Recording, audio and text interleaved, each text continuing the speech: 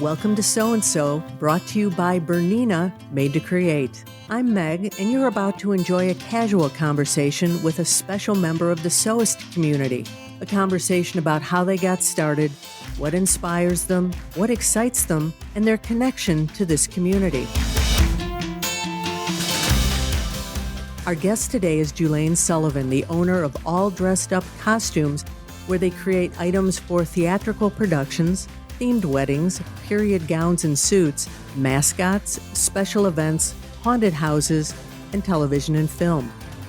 Julane founded All Dressed Up 31 years ago, and now they inhabit more than 10,000 square feet containing all of the items they've created. Julane began sewing in middle school as a requirement in her home ec class. She expanded this skill in high school when, after winning a part in a school play, she made all of her own costumes.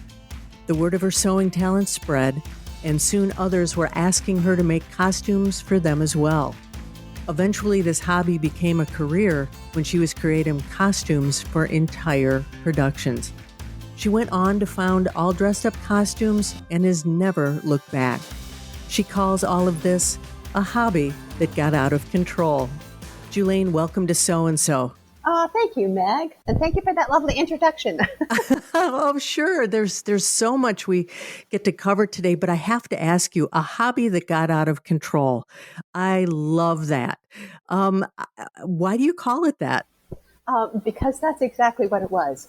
Theater, to me, I did study theater in college, but I didn't study it as my primary focus. I wanted to do marketing and communications.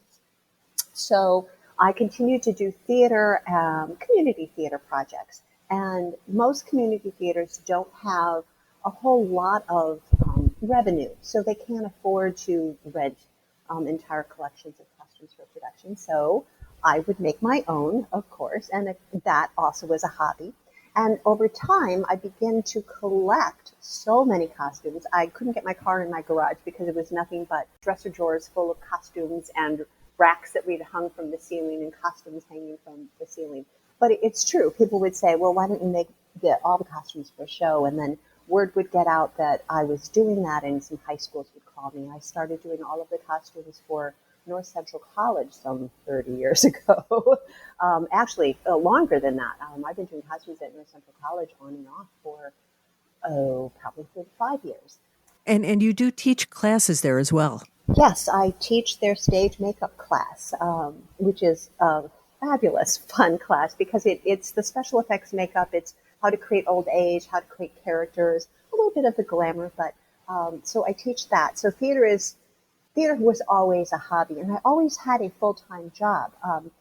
Just before we went on the podcast, I was talking about how I had become a sales manager for a lighting company. I had kind of traversed off into this electrical universe for a while. But 30 years ago, I had a full-time job selling theatrical lighting and video lighting systems. But I also took over a theatrical costume company that was in Batavia, changed its name to All Dressed Up, and kind of ran parallel universes. I had my full-time job traveling and selling entertainment lighting, but then I was doing costumes for local community theaters and high schools through the costume shop that I had purchased.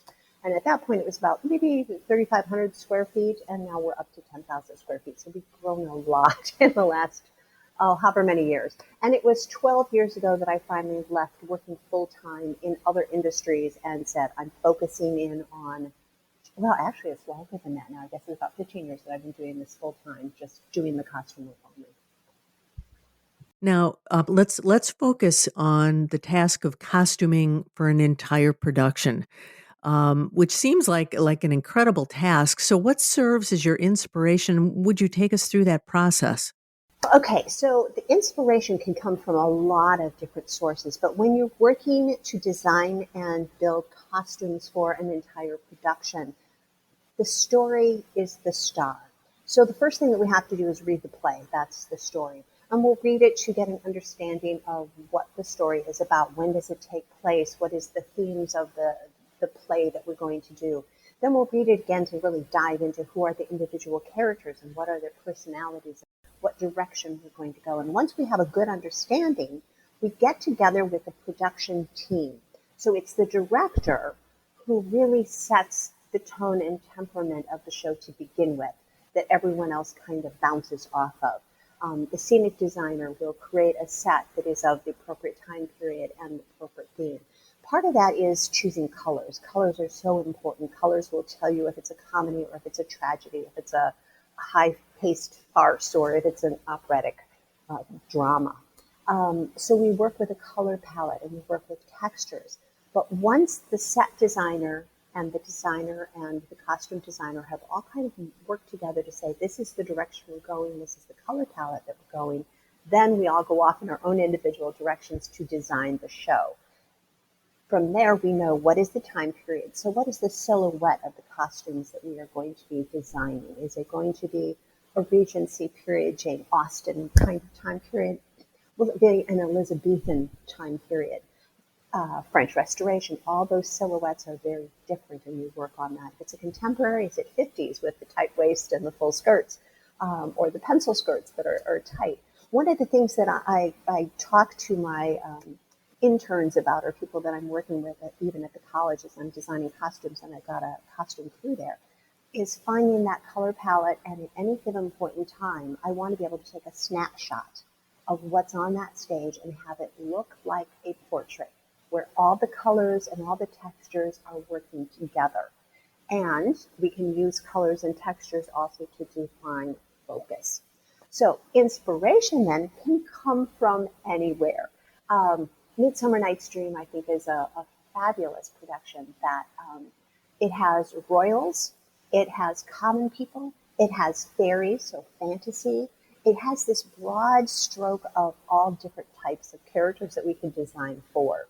So that lets us get creative. Now, the director may say, I want to do this in more of a dark, moody, earthy tone. Okay, well, then we have to look at those fairies and the creation of them and say, all right, let's draw from the forest. Let's use the textures of the trees and the leaves and the color palette of the trees and the leaves to create those costumes. He may say, I want to just do it totally mythical and fantasy, and at which point we could go, oh, well, then we can add some glitter and sparkle and make it be that sort of ethereal fairies in the forest. Mm-hmm. So again, inspiration can come from so many different places. I actually saw a production of Midsummer Night's Dream recently at the Globe Theatre in London, and the fairies all look like piñatas. Seriously look like piñatas. Just large swaths of wide fringe that look like the paper fringe that you would see on the piñatas, with the bands of color going around their legs and their torsos and their arms. And it was quite an interesting production, and it was very visually stimulating. And obviously, the director let that costume designer just go crazy. So music will also set a tone for that inspiration. For example, there's a musical called The Little Night Music, and most of the music is a waltz tempo music, which is a regal elegance, and it is set in the turn of the century, so it allows you to design these beautiful ball gowns of that time period. You go to a Hairspray, and it's a much more upbeat 1960s style, and the music will also set a tone of brighter colors and brighter patterns, and we're going to do some swing dancing, so you need skirts that have more movement to them. So inspiration comes from so many different places. So in doing all of this, what's the hardest part of your work?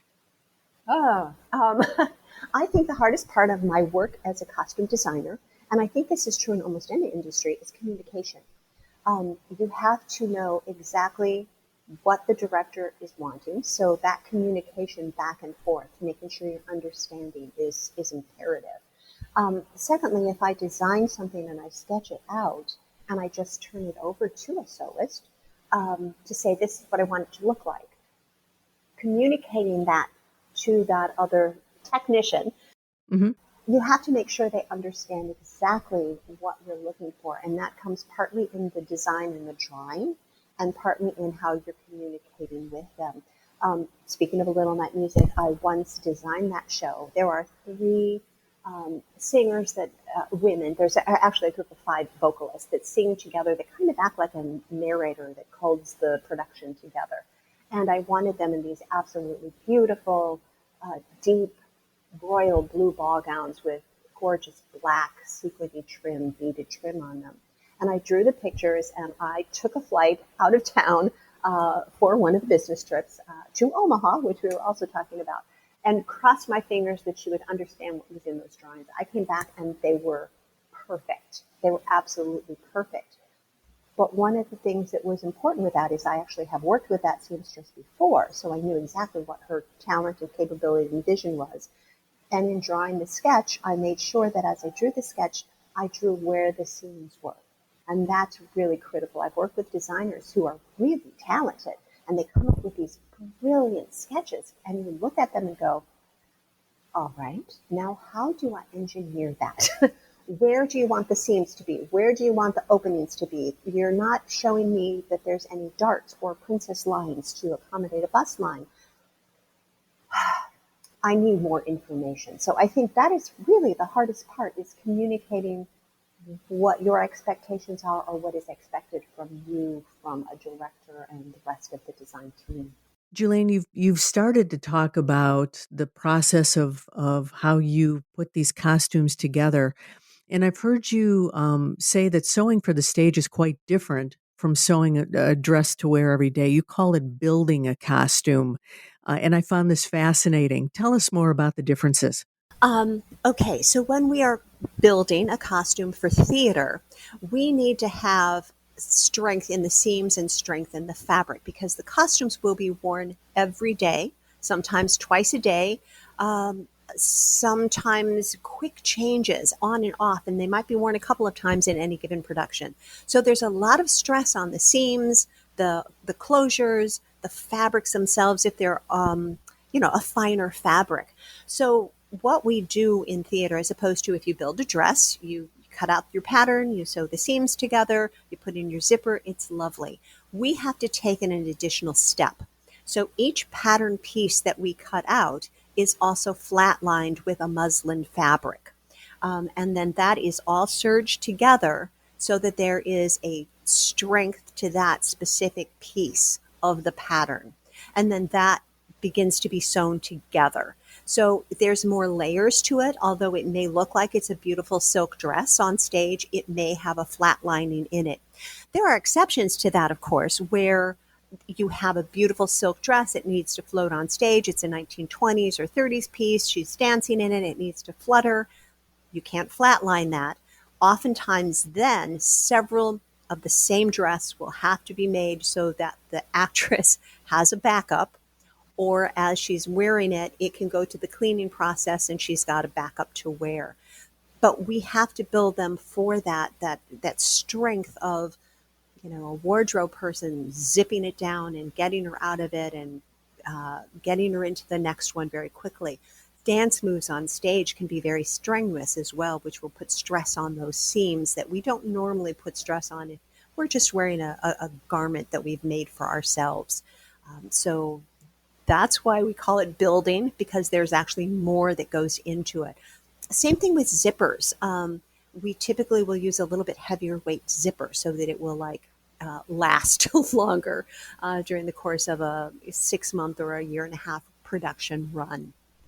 Or in a rental stock, for example, although a high school or a community theater may only put their show on for a couple of weekends, it's maybe 4 performances, it might be 12 performances.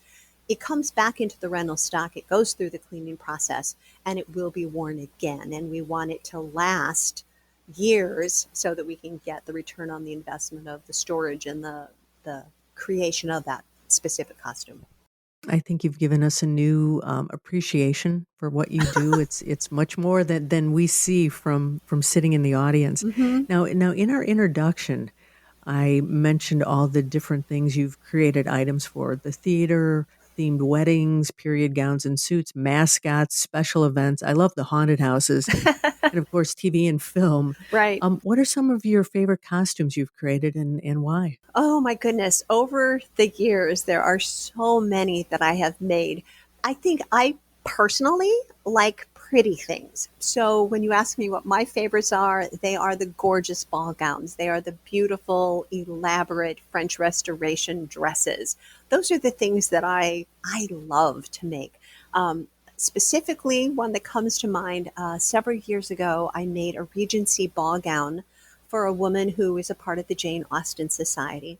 She was going to be seated at the head table for that particular ball that year, next to whoever is the president of the organization or someone who is very important within the organization. And we went shopping together and we picked out this absolute lush, beautiful cream and gold fabric. And we found some extraordinary trim that just was inset with gold and rhinestones. And we bought lots of it. And we made this extraordinary, beautiful ball gown with a fabulous long train on it and all of the beautiful embellishments. And when I watched Bridgerton, which is very popular on Netflix right now, which is of that sort of fantasy Regency period, when the women were presented at court to the Queen, it was like that reminded me of the dress that I made for that particular event. I think some other things, I've made some dresses for some operas. Again, because you can get so elaborate with that, that's what makes me happy when I can add embellishments and ruffles and create something that's extraordinarily beautiful that we don't necessarily get to wear now, that I would love to wear now. I think I was born in the wrong century. Yeah. How long does it take you on average to create a costume? That just depends on the costume, certainly. If Hmm. we're making, a little tent dress from the 1960s for a production of Hairspray, from start to finish, not counting the fabric shopping time, you could whip that thing out in 6 hours maybe. But if you're working on that beautiful ball gown, that was easily, I would say I probably had 60 hours into that particular dress. And I made that one myself from start to finish. Um, with all the embellishments and everything that went with it, not including the shopping for the fabric. So it really depends on what I'm making. And it also depends on if we're fabricating something. Hmm. For example, mascots that we have to fabricate. One of my favorite projects that I most recently did, the movie Frozen was turned into a stage play on Broadway by the Disney company. And that became a very popular show for a lot of the middle schools and some of the community theaters because it gave lots of roles. The children all knew it and loved it, and we knew they would sell tickets. On Broadway, the character Olaf, which is the snowman, was played by a human that carried a half-size puppet with him. So it was like a full snowman that was a puppet that he manipulated on stage as he walked around and sang the song. And the puppet's mouth would move and the little legs would dance. And I created an Olaf puppet. So now it's a matter of, all right, I'm doing a little bit of sewing, but I'm also doing a whole lot of working with foam and PVC pipe and metal and trying to create this puppet that is half of a life-sized human that can now walk on stage with a human manipulating it so he can look like he's singing and dancing on stage. It was fun. It was a challenge, but it was fun. And you just start from scratch. I'm taking it there's no instruction book on how to do this. You just need to dream it and then buy the stuff. And you might be fabric shopping on 1 minute and at a hardware store the next, buying PVC.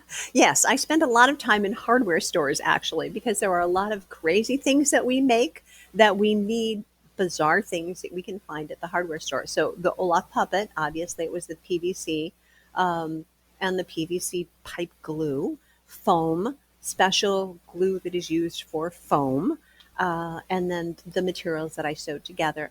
But literally it was just watching videos of the Broadway show over and over and over again and watching, well, how is he moving on stage? And do I have the budget to create the elaborateness of the puppet that was made for Broadway? No, I don't. Because Hmm. that puppet had eyes that moved and the mouth would move with a little trigger mechanism that the guy held in his hand. He didn't have to put his hand up into the puppet.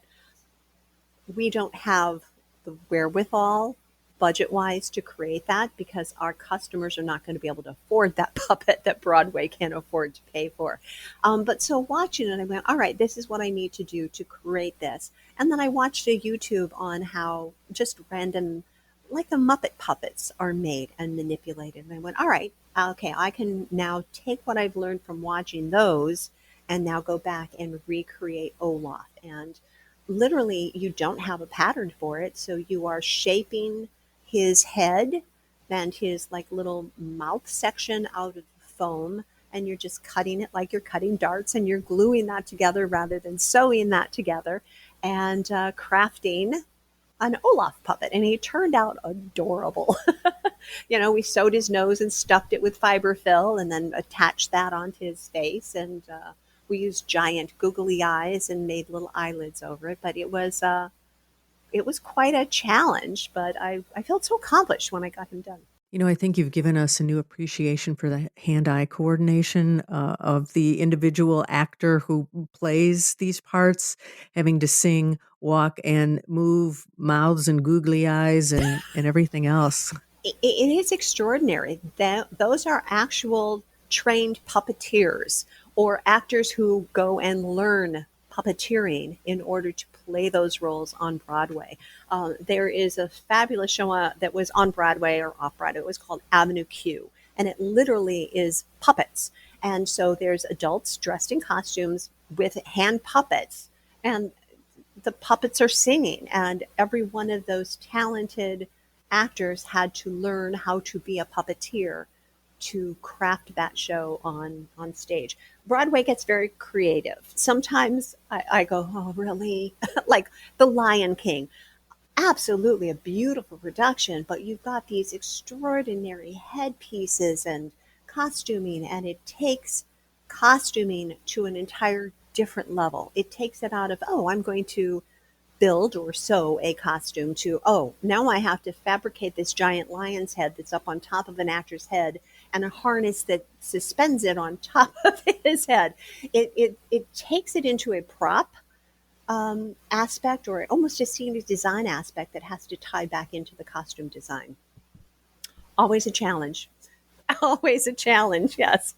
Now, I want to go back to something that I've heard you say that I find very interesting. You said that you've heard many people say they can't sew, but you don't believe that they can't. It's just that they attempted to learn on an inexpensive machine. Yes. So tell us more about this and how the right machine can make such a difference. Oh, I think anybody who sews a lot will understand that.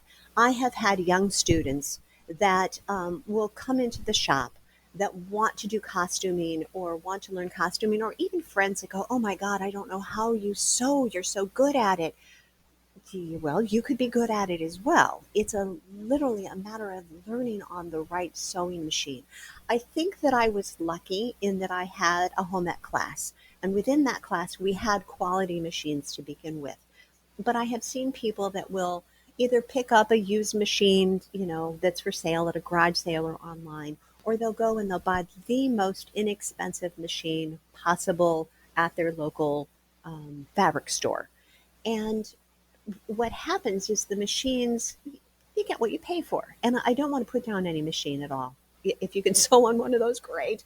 But what happens is the tensions don't hold as well. The quality of the stitches won't survive, people working with them. So what happens is, when you're sewing and your bobbin thread just gets tangled up underneath, it is one of the most frustrating things in the world. Oh, yes. Yes. Oh, yes. Yes. That will happen on the lesser quality, inexpensive machines. At one point at North Central College, I had purchased a really good machine for them so that we would just have one on site. So that whenever I was over there doing any work for them, I could have a machine to do a quick alteration or a quick repair on site during the run of a show. Well, someone walked away with that sewing machine. And I went, you know what? Dear. I've got to find a replacement. It's not here. I'm just going to run over to the local fabric store and pick up whatever they've got. And I bought a $99 machine and I brought it back.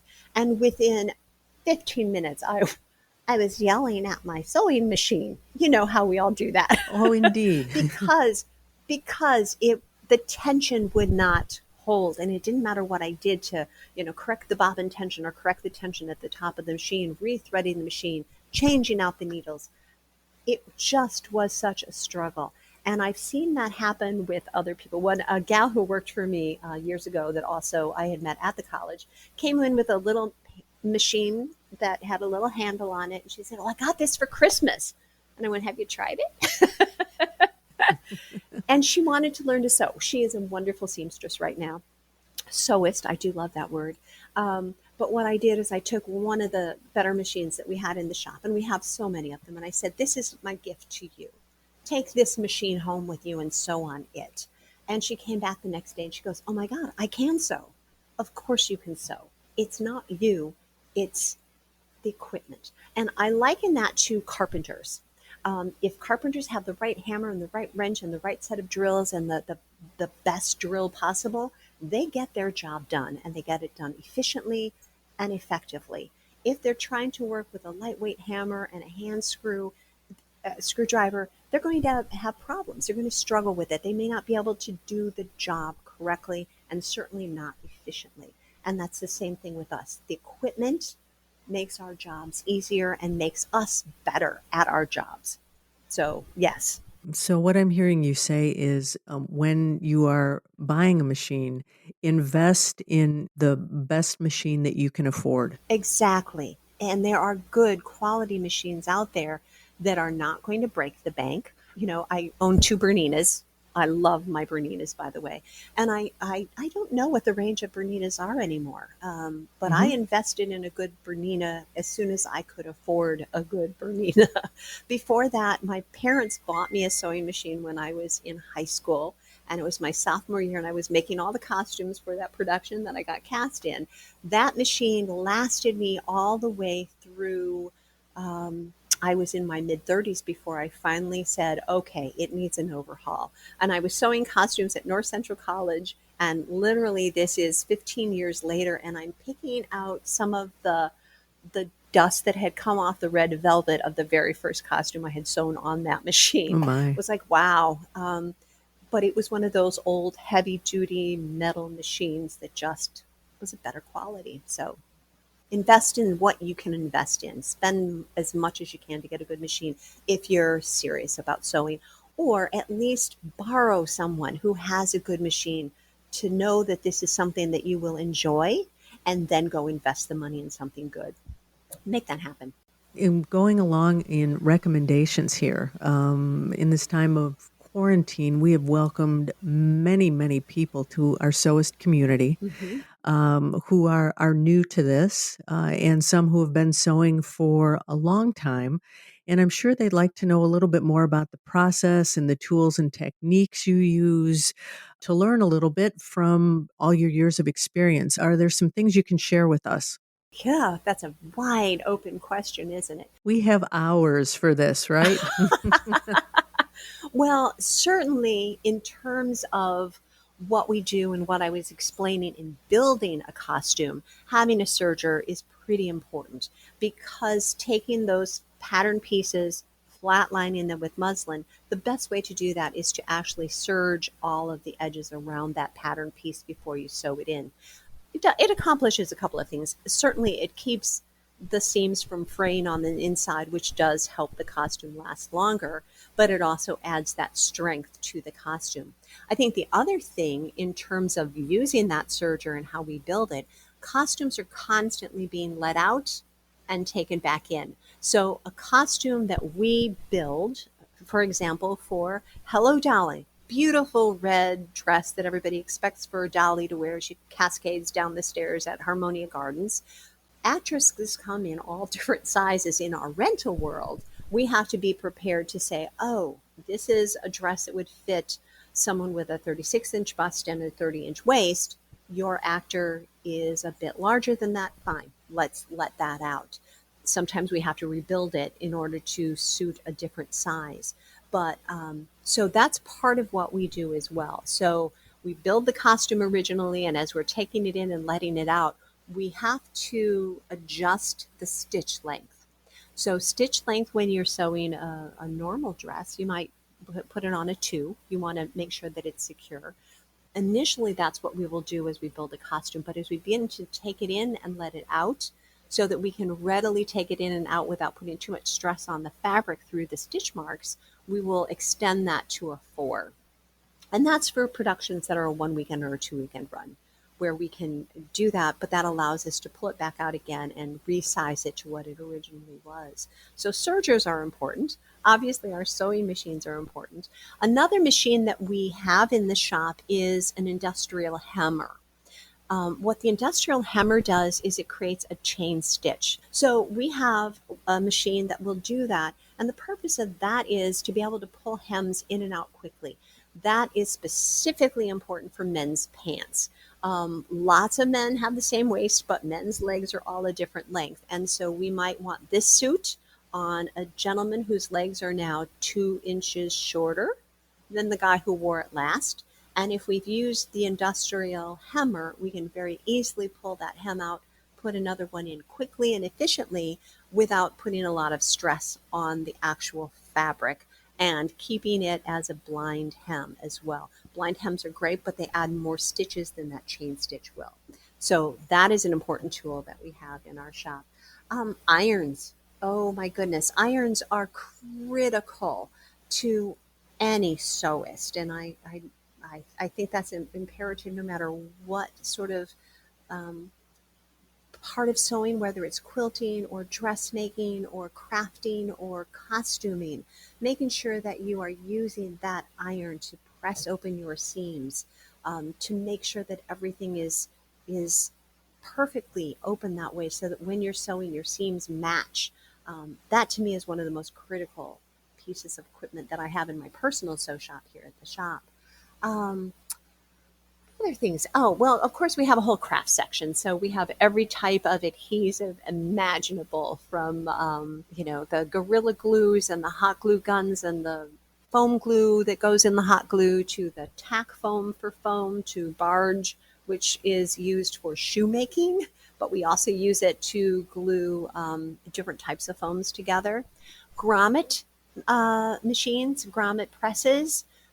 When we're building gowns from the Elizabethan period, French Restoration period, having the grommet maker to create the lace-up backs for corsets or dirndls becomes an important tool that we have in our shop. Oh, I'm trying to think of all the things we have. I think that's a good place to start. Great scissors. Oh my goodness. Let's just start there, shall we? A good pair of fabric scissors, critical, and you don't let anybody else use them for anything else. And even in my shop, I hate to say it, but we'll run in and go, oh, I need some scissors to cut this belt, this piece of cardboard, this piece of leather, this wire. Oh, hurt me. Wire cutters. Let me go there. Have some wire cutters so you're not ruining your good scissors. Because a lot of what we do in the millinery side, so in addition to making the costumes, we have to make the hats and the accessories that go with them. So in millinery, you're working with a lot of wires and feathers and that type of buckram. And so we need to have the tools that we can use to create the hats as well. Blocking for hats, we have those as well, so that if a hat kind of loses its shape, we can steam it back into shape.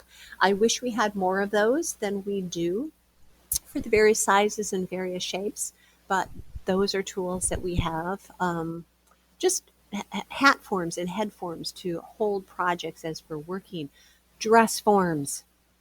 Yes, anyone who is making fashion or costuming needs to have dress forms, so that in addition to patterning, you can do the draping of costumes as well. And some costumes require draping, as opposed to engineering a pattern and flatlining it, at which point you need to have a really good quality dress form. We have several in lots of different sizes to go through. So much. This is an awesome behind the scenes look at something that we all experience in the audience, but have no idea what goes into creating. what we're seeing there on stage. Mm-hmm. And I think you may have opened up the door for some of our sewists to begin investigating this new craft, this new skill of costuming. I do want to conclude, Julane, today with a question I ask all of our guests at the end of the show. What didn't I ask you that you wish I had? Oh, I don't know that there's anything I feel that you've missed. Um, because you've asked more than I thought about actually, which was made this kind of fun. Sure. I think the only thing that I would suggest is if someone is looking to go into costuming, and there's so many different aspects of costuming. It's not just costuming for theater, which is our primary focus, but we also do costuming for cosplay. Cosplay is a huge industry Hmm. where people dress up as some of their favorite either comic book characters or hero type characters. It's a crazy world. And I know several sewists that have home studios where they do this primarily for themselves and they just recreate all kinds of these different characters that they want to be.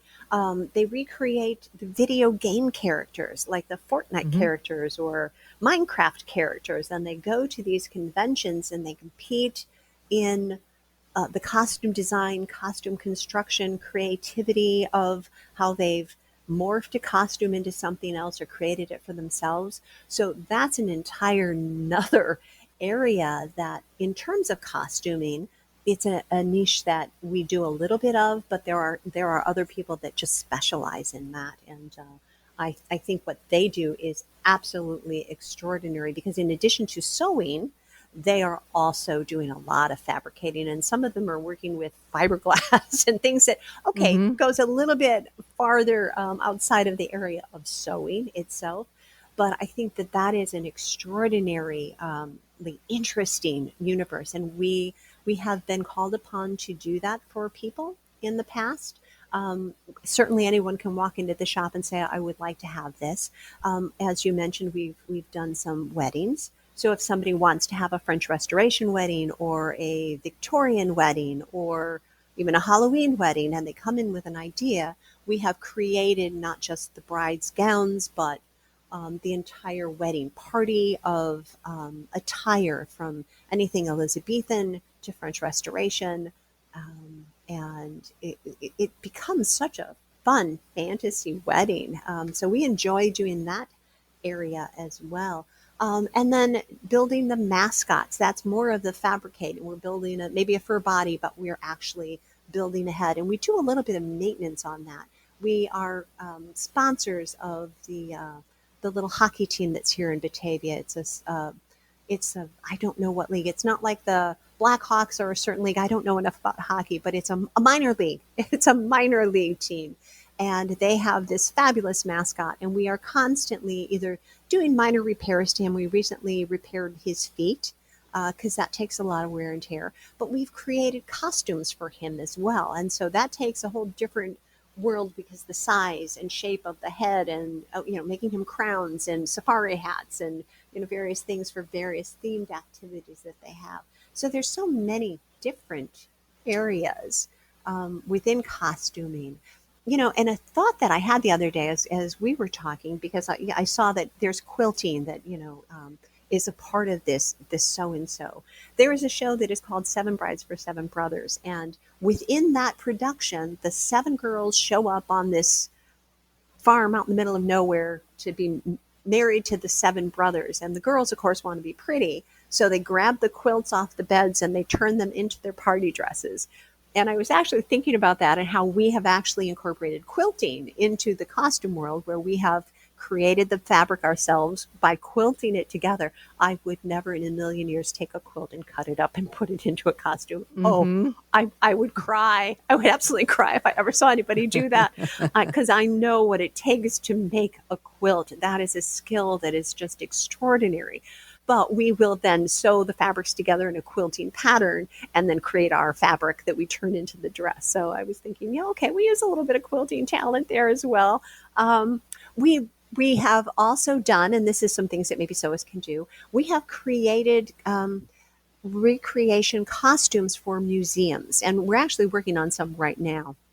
I'll have to be delivering some samples off this afternoon. But I built a bunch of costumes that are in a museum in Sitka, Alaska. So it was like an 1890s ball gown of a Russian princess that I had to replicate. The prince's military uniform, his dress uniform.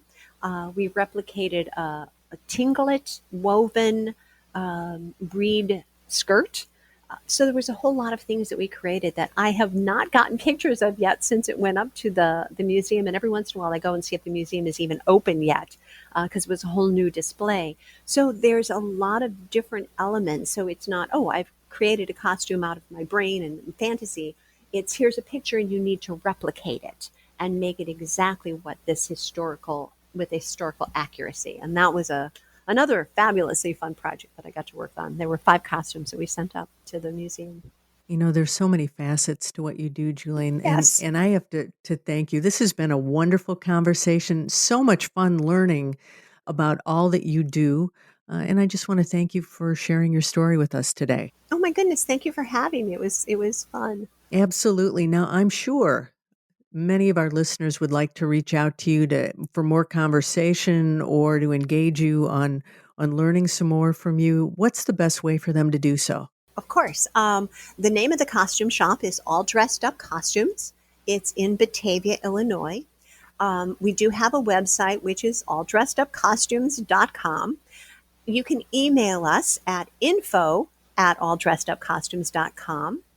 Our phone number at the shop is 630-879-5130. We also have a Facebook page, which is All Dressed Up Costumes. So you could like us on Facebook and send questions through that means as well. We do have an Instagram as well, but that's a little bit harder to communicate back and forth. That's great to look at pictures, but not necessarily to have an in-depth conversation. So either call the shop, send us an email. We're not open regular hours right now because of COVID. We are open by appointment. But if you want to come in and just look at 10,000 square feet of costumes, you are welcome to do that. Just give us a call and let us know when you want to come over. Perfect. And when you do reach out to Julane, make sure you tell her that you heard her here on So-and-So. Thank you again, and we really appreciate your time today. Oh, thanks, Meg. Well, there you have it. Another story about someone just like you. Someone for whom sewing and quilting is so much more than a hobby. It's a way of life, a connection to something bigger. If you know someone you think has an outstanding story, a story that should be shared on this podcast, please drop me a note to megoodman@theflintrock.com and put "You should hear their story" in the subject line. Be sure to subscribe to this podcast on your favorite platform and visit our website, soandsopodcast.com, for more information about today's and all of our guests.